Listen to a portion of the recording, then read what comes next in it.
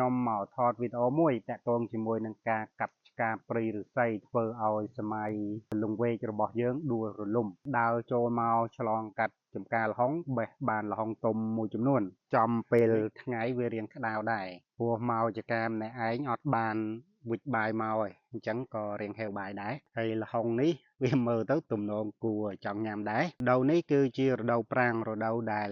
រីងស្ងួតហួតហែងអញ្ចឹងណាវាអត់មានទឹកទេអញ្ចឹងហើយដំណាំមួយចំនួនហ្នឹងក៏វាមិនសូវមានជាតិទឹកដែរសំឡេងលហុងនេះគោះទៅឮសូនណែនល្អមានរសជាតិផ្អែមឆ្ងាញ់ខ្ញុំអត់ចិត្តទាំងអស់ទេព្រោះហូបអត់អស់ទេអញ្ចឹងខ្ញុំចិត្តយកតែមួយផ្នែកល្មមដែលហូបបានទុំក្រហមល្អបងប្អូននៅក្នុងសម័យលង្វែកបើសិនជាមានស្បៀងអាហារសម្រាប់ប្រជាពលរដ្ឋគាត់ហូបដូចជាលហុងឬក៏អ្វីផ្សេងៗទាំងដែលអាចដោះស្រាយបញ្ហាកាពះរបស់គាត់បានណាម្លេះប្រជាពលរដ្ឋនៅក្នុងសម័យលង្វែកហ្នឹងគាត់មិនកាប់ឆ្ការព្រៃឫស្សីនោះទេប៉ុន្តែពេលហ្នឹងគឺស្បៀងអាហារដាច់ទាំងអស់ដូចជាពេលនេះចឹងពេលថ្ងៃក្តៅហួតហែងហើយខ្ញុំមកចំការតែម្នាក់ឯងអត់បានវិចបាយមកជាមួយទេអញ្ចឹងគឺមានភាពថាហេវដែរប៉ុន្តែខ្ញុំមានលហុងមានអ្វីដើម្បីដោះស្រាយបញ្ហាក្រពះទៅគឺយើងអាចដោះស្រាយបានមួយរយៈតកតងទៅនឹងបញ្ហាសម័យលង្វែកហ្នឹងគឺបញ្ហាស្បៀងអាហារហ្នឹងវាជាបញ្ហាសំខាន់មួយដែលជំរុញឲ្យប្រជាពលរដ្ឋកាប់ឆ្ការព្រៃឫស្សីតិចទីតែម្ដងហើយទោះបីជាពលរដ្ឋកាប់ឆ្ការព្រៃឫស្សីអាហ្នឹងក៏មិនមែនជាកំហុសរបស់ពលរដ្ឋដែរព្រោះគាត់ធ្វើដោយសារតែតម្រូវការបញ្ហាក្រពះតែប៉ុណ្ណោះទេបញ្ហាធំនោះគឺពាក់ព័ន្ធជាមួយនឹងការគ្រប់គ្រង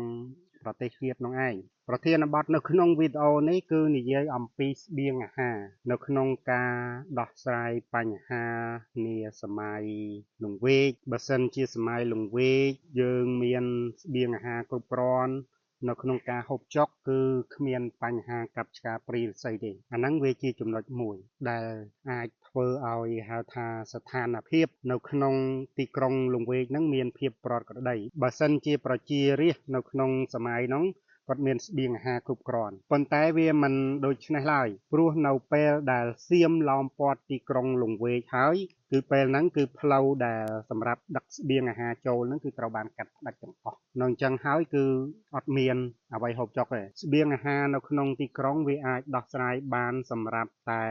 មន្ត្រីធំសម្រាប់តែស្ដេចវង្សត្រកូលអ្នកស្ថិតនៅក្នុងវណ្ណៈអភិជនខ្ពស់ទេដែលគាត់មានលុយមានកាក់អីចឹងទៅគាត់អាចដោះដូរជាមួយនឹងស្បៀងអាហារបានដោយឡែកប្រជារាស្ត្រតូចតាចគឺគាត់មិនអាចដោះស្រាយបានទេខ្ញុំតែងតែហៅប្រជារាស្ត្រថាជាប្រជាពលរដ្ឋប៉ុន្តែតាមពិតទៅនៅក្នុងសម័យលង្វែកគឺយើងអត់ទាន់ប្រើពាក្យថាប្រជាពលរដ្ឋនៅឡើយទេព្រោះនៅក្នុងសម័យលង្វែកវាស្ថិតនៅក្នុងសម័យសក្តិភូមិគឺមានតែពាក្យថារាស្ត្រមន្ត្រីហើយទាសករស្ដេចតែម្ដងសូម្បីតែពាក្យប្រជាជនក៏អត់មានដែរមានតែពាក្យថារាស្ត្រហើយនឹងទាសករហើយស្ដេចមន្ត្រីអីចឹងឯងហុងនេះទំនងគួរឲ្យចង់ញ៉ាំហ៎បងប្អូនរសជាតិវាឆ្ងាញ់សាច់វាក្រហមស្អាតណែនចាស់ហើយឆ្ងាញ់ទៀតបើមានអំបិលម្ទេសគឺអែមហ្មងឃើញខ្ញុំដើរមកឆ្លងកាត់ព្រៃលហុងបេះលហុងតិចច្រឡំថាខ្ញុំលួចរបស់គេមិនលួចទេគឺលហុងបងប្អូនខ្ញុំទេហើយពេលដែលខ្ញុំឃើញឫស្សីខ្ញុំតែងតែនឹកឃើញដល់សម័យលង្វែកព្រោះក្នុងសម័យលង្វែកចាប់ពីឆ្នាំ1500ជាងរហូតមកដល់1600ជាងបើគិតទៅវាជាង100ឆ្នាំហើយនៅក្នុងសម័យកាលលង្វែកហ្នឹងវាមានសម័យកាលរុងរឿងនិងសម័យកាលវិនាសកម្មផងដែរនៅក្នុងសម័យកាលរុងរឿងហ្នឹងគឺមាននៅក្នុងរាជរបស់ព្រះបាទច័ន្ទរាជាហៅថាអង្គច័ន្ទព្រះបាទច័ន្ទរាជាព្រះអង្គគឺជាស្ដេចខ្មែររបស់យើងប៉ុន្តែត្រូវបានសៀមចាប់យកទៅស្រុកសៀមព្រោះពេលសម័យចតុមុខធម្មរាជាគាត់នាំទ័ពសៀមចូលមកស្រុកខ្មែរយើងហើយក៏បានចាប់មន្ត្រីចាប់ស្ដេចខ្មែរយើងជាច្រើនព្រមទាំងប្រជារាស្ត្ររាប់សែននាក់យកទៅស្រុកសៀមហៅថាសម័យសៀមគីសម័យសៀមគីវាបើយើងគិតទៅវាមាន3ជំ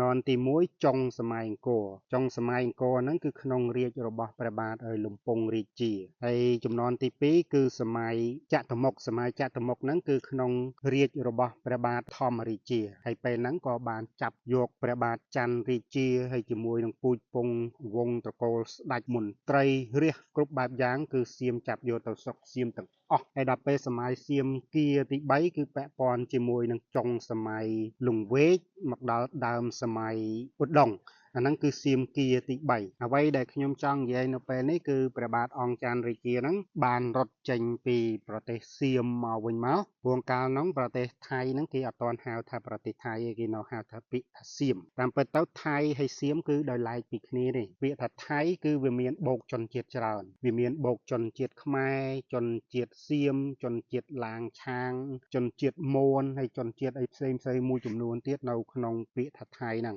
តែអ្វីដែលខ្ញុំនិយាយគឺសំដៅទៅលើជនជាតិសៀមមិនសំដៅទៅលើជនជាតិថៃទេព្រោះជនជាតិថៃគឺបូកជនជាតិចូលគ្នាច្រើនហើយពេលហ្នឹងគឺសៀមចាប់យកព្រះអង្គច័ន្ទរាជាអីទៅតាំងពីក្មេងហើយព្រះអង្គក៏បានរត់ចេញមកវិញមកហើយក៏បានកេណ្ឌទ័ពកេណ្ឌប្រជាពលរដ្ឋខ្មែរយើងដើម្បីរំដោះប្រទេសជាតិខ្មែរយើងហើយពេលហ្នឹងប្រទេសខ្មែរយើងបានផ្លាស់ប្ដូរសម័យកាលមួយចំនួនហើយគឺប្រទេសខ្មែរយើងបានពុះចែកជាច្រើនផ្នែកដោយសារតែសង្គ្រាមផ្ទៃក្នុងអញ្ចឹងណាសង្គ្រាមដណ្ដើមរាជ្យមកខាងទៀតគឺពឹងផ្អែកសៀមហើយមកខាងទៀតមានស្ដេចកនគឺពឹងផ្អែកវៀតណាមអីចឹងទៅវៀតណាមហ្នឹងជាទូទៅយើងតែងតែហៅថាយួន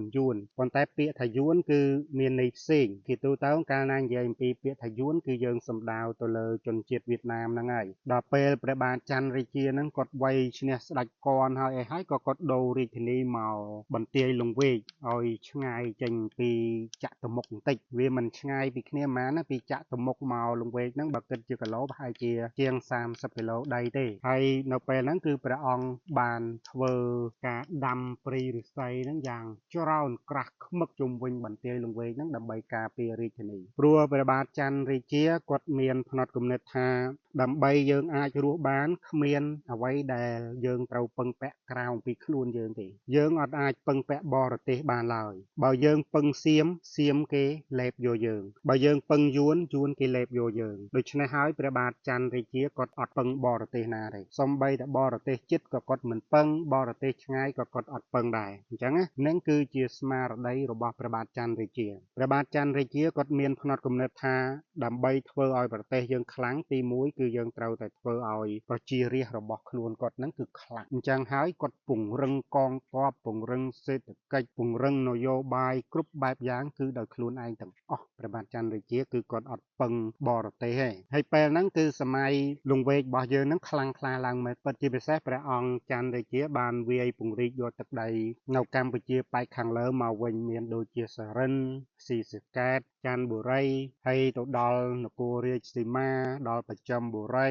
ទៅដល់ទីក្រុងបឹងកកពាក់កណ្ដាលទីក្រុងបឹងកកទៀតណានៅក្នុងសម័យព្រះបាទច័ន្ទរាជាហ្នឹងព្រំប្រទល់ប្រទេសខ្មែរយើងគឺនៅកណ្ដាលទីក្រុងបឹងកកហ្មងអាព្រំប្រទល់ហ្នឹងគេទំដកចោលប្រហែលឆ្នាំមុននេះទេដែលគេដកចោលអញ្ចឹងទីដីនៃអាណាចក្រមួយហ្នឹងវាតែងតែប្រែប្រួលទៅតាមសម័យកាលបើសិនជាយើងខ្លាំងគឺយើងពង្រីកដល់ពេលយើងខ្សោយគេពង្រួមយើងគេលេបយើងអាហ្នឹងគឺជារឿងធម្មតាព្រោះអាណាចក្រគឺវាអញ្ចឹងប៉ុន្តែទោះជាយ៉ាងណាក៏ដោយសម័យកាល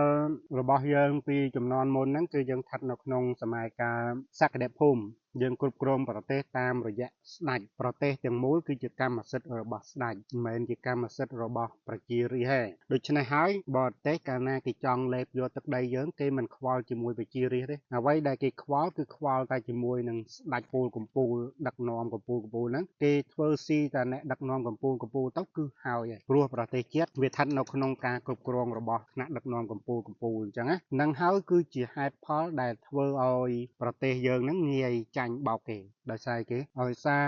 របបគ្រប់គ្រងប្រទេសខ្មែរយើងជាទូទៅយើងដឹងហើយស្ដេចខ្មែរយើងអត់ដែលមានទីប្រឹក្សាជាការផ្ដល់មតិផ្ដល់យោបល់ដូចស្ដេចចិនទេអត់ទេកាលណាឡើងធ្វើជាស្ដេចគឺឡើងធ្វើជាអធិទេពតែម្ដងបើមិនជាអធិទេពក៏សាវកអធិទេពបើមិនសាវកអធិទេពក៏គេហៅថានិកាយអធិទេពដែរអញ្ចឹងហើយសម្ដីរបស់ស្ដេចគឺជាអំណាចដូច្នេះហើយរាស្ត្រគឺមានសិទ្ធិអីទេការសម្រេចជោគវាសនាគឺស្ថិតនៅក្នុងកណ្ដាប់ដៃអ្នក ក្តាប់នយោបាយហើយអ្នកក្តាប់នយោបាយសម័យនោះគឺស្ដេចនិងមន្ត្រីធំៗសម្បីមន្ត្រីធំៗក៏មិនសូវមានអំណាចនៅក្នុងការគ្រប់គ្រងប្រទេសជាដែរព្រោះប្រទេសខ្មែរយើងកាន់របបសក្តិភូមិបែបរាជាមិនមែនសក្តិភូមិបែបមូលធនទេបើសក្តិភូមិបែបមូលធនអានឹងអំណាចភាគច្រើនគឺនៅក្នុងក្រមកណ្ដាប់ដៃរបស់អភិជនប៉ុន្តែសក្តិភូមិបែបរាជានិយមអានឹងគឺអំណាចស្ថិតនៅក្នុងកណ្ដាប់ដៃស្ដេចច្រើនជាងដល់ក្រោយមកទៀតដល់រាជរបស់ព្រះបាទសត្ថាទី1ព្រះអង្គក៏បានធ្លាក់ខ្លួនឈឺអញ្ចឹងហើយព្រះអង្គអត់ផ្ទេររាជទៅឲ្យអ្នកណាព្រោះប្រទេសជាតិទាំងមូលគឺជាកម្មសិទ្ធិរបស់គ្រួសារកម្មសិទ្ធិរបស់វង្សត្រកូលរបស់ស្ដេចនាសម័យនោះសំបីតែស្ដេចតែរាជវង្សស្ដេចខ្លួនឯងហ្នឹងបើសិនជាអ្នកដែលមិនស្ថិតនៅក្នុងជាអ្នកស្នងរាជក៏អត់អាចទេរាជឲ្យបានដែរដល់អញ្ចឹងទៅអ្នកដែលត្រូវទទួលស្នងមរតកបន្តទៀតអំពីព្រះបាទសត្ថាហ្នឹងគឺត្រូវជាកូនរបស់ព្រះអង្គគឺព្រះបាទជ័យជេដ្ឋាទី1ហ្នឹងឯងហើយពេលហ្នឹងព្រះអង្គទៅមានអាយុ11ឆ្នាំហ្នឹងហើយប្អូនរបស់គាត់មានអាយុ6ឆ្នាំហ្នឹងអញ្ចឹងការដែលផ្ទេររាជហ្នឹងក៏វាពាក់ព័ន្ធជាមួយនឹងច្បាប់គ្រប់គ្រងប្រទេសខ្មែរយើងគឺច្បាប់ផ្ទេរអំណាចផងដែរ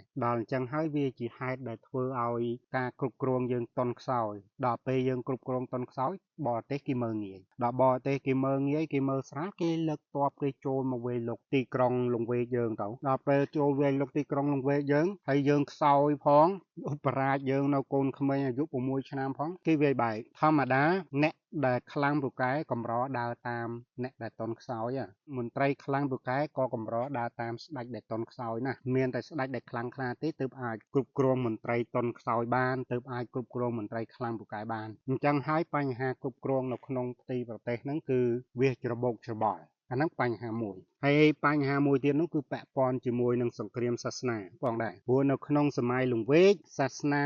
របស់ខ្មែរយើងគឺមានព្រហ្មញ្ញសាសនាហើយនិងព្រះពុទ្ធសាសនានៅឡើយទេមានន័យថាសង្គ្រាមសាសនាគឺមិនទាន់បានបញ្ចប់ទេព្រោះសង្គ្រាមសាសនានៅក្នុងស្រុកខ្មែរយើងគឺ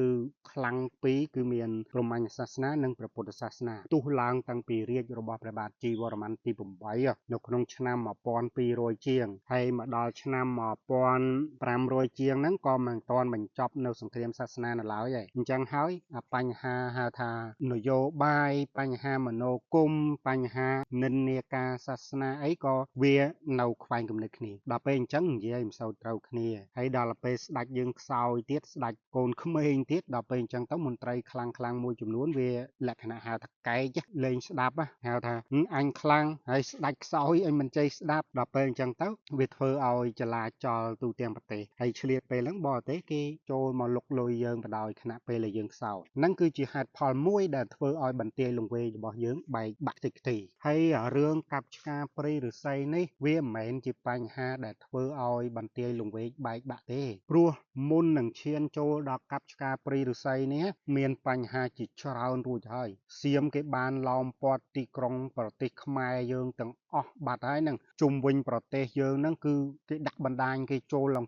ពេញអស់ហើយហ្នឹងហើយមកចំហៀងប្រទេសខ្មែរគឺគេដាក់កងទ័ពគេឡោមព័ទ្ធទីក្រុងលង្វែកខ្ទេចខ្ទីអស់ហើយទោះបីជាមិនកាប់ឆ្ការព្រៃឫស្សីក៏វាបាត់ដែរក៏វាអស់ដែរព្រោះអ្វីគឺគេគ្រប់គ្រងខ្ទេចខ្ទីហើយអញ្ចឹងនៅក្នុងប្រធានបទនេះខ្ញុំអត់មានអ្វីនិយាយច្រើនទេអ្វីដែលខ្ញុំចង់និយាយហ្នឹងគឺស្បៀងអាហារបើសិនជាយើងមានស្បៀងអាហារនៅក្នុងសម័យលង្វែកហ្នឹងក៏វាមិនចលាចលដែរស្បៀងអាហារហ្នឹងមិនចាំបាច់ស្អីច្រើនទេដូចជាអញ្ចឹងពេលថ្ងៃហែវមកដើរមកចំការគឺមានលហុងអញ្ចឹងហូបទៅគឺវាបាត់នៅការស្រេកឃ្លានហើយឲ្យតែអាហារដែលអាចបំបត្តិនៅការស្រេកឃ្លានបានអាហ្នឹងគឺជាស្បៀងអាហារបើសិនជាយើងអាចដោះស្រាយនៅអាស្បៀងអាហារហ្នឹងបានហើយអញ្ចឹងមនុស្សនឹងមានមូលដ្ឋានរឹងមាំហើយទោះបីជាមិនរឹងមាំខ្លាំងក្លាក៏ហៅថាមានមូលដ្ឋានសម្រាប់ធ្វើជើងដែរយ៉ាងណាមិញជនជាតិមួយដែលអាចខ្លាំងក្លាទៅបានលុះត្រាតែជនជាតិហ្នឹងមានស្បៀងអាហារគ្រប់គ្រាន់សម្រាប់ទ្រទ្រង់ប្រជាពលរដ្ឋនៅក្នុងមូលដ្ឋាននៅក្នុងប្រទេសជាតិរបស់ខ្លួនឯងប្រទេសដែលអាចខ្លាំងបានសំខាន់បំផុតគឺត្រូវមានស្បៀងអាហារហ្នឹងបើយើងនិយាយឲ្យស្រួលអ ឲ្យយល់ហៅថាជីវភាពនៅក្នុងសិភៅអរិយប្រទេសរបស់ខ្ញុំក៏យើងមានបញ្ជាក់អំពីលក្ខណៈស្បៀងអាហារដែរព្រោះនៅក្នុងចិត្តសាស្ត្ររបស់មនុស្សគឺវាមានចិត្តសាស្ត្រចំនួន5ហើយនៅក្នុងនោះគឺមានចិត្តសាស្ត្រមួយហៅថាតម្រូវការជីវិតតម្រូវការជីវិតវាមាន4តម្រូវការតាមវ័យវាមាន7តម្រូវការតាមវ័យហ្នឹងបង្កើតឲ្យមានសិល្បៈទាំង7អីចឹងទៅហើយតម្រូវការទូទៅជាដើមហើយនៅក្នុងតម្រូវការជីវិតតម្រូវការតាមវ័យតម្រូវការគ្រប់បែបយ៉ាងទាំងអស់ដែលសំខាន់ហើយមុនដំបូងបំផុតគឺស្បៀងអាហារស្បៀងដែលសំខាន់បំផុតហ្នឹងយើងតែងតែនិយាយពាក្យថាបាយហើយមកពេលនេះក្នុងព្រៃឫស្សីចំការនៅឆ្ងាយពីផ្ទះដែរហើយមេឃក្តៅខ្ញុំអត់បានវិចបាយមកអញ្ចឹងស្បៀងអាហាររបស់ខ្ញុំពេលនេះគឺផ្លែល្ហុង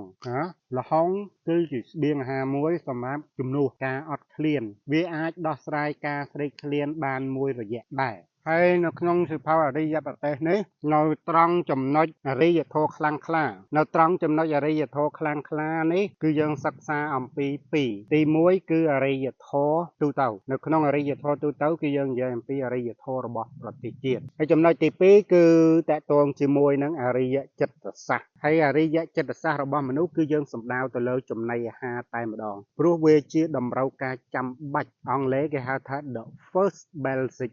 need ជាតម្រូវការដំបូងនៅក្នុងការចិញ្ចឹមជីវិតបងប្អូនមើលនៅក្នុងជំពូកទី2អរិយធម៌ខ្លាំងក្លាផ្នែកវគ្គទី1គឺនិយាយអំពីអរិយធម៌ទូទៅមានអរិយធម៌ប្រទេសជាតិជាគោលផ្នែកទី2គឺនិយាយអំពីអរិយចិត្តសាស្ត្រអរិយចិត្តសាស្ត្រហ្នឹងគឺមានចំណុចស្បៀងអាហារហ្នឹងនៅក្នុងហ្នឹងផងដែរហើយការជាវសភៅនេះគឺបងប្អូនតាក់ទងមកខ្ញុំបាទផ្ទាល់តាមរយៈTelegram របស់ខ្ញុំឬតាមរយៈ Facebook ឬតាមរយៈលេខទូរស័ព្ទឬក៏តាមរយៈ YouTube របស់ខ្ញុំក្នុងប្រធានបទវីដេអូនេះគឺនិយាយតែប៉ុណ្្នឹងទេស្បៀងអាហារហើយចំពេលថ្ងៃដែលខ្ញុំកំពុងតែឃ្លានផងអញ្ចឹងគឺបានល្ហុងនេះយកមកជំនួសជួបគ្នានៅក្នុងវីដេអូក្រោយនៅក្នុងកម្មវិធីសិភៅអរិយប្រទេសខ្ញុំនឹងនាំយកនៅប្រធានបទថ្មីល្អ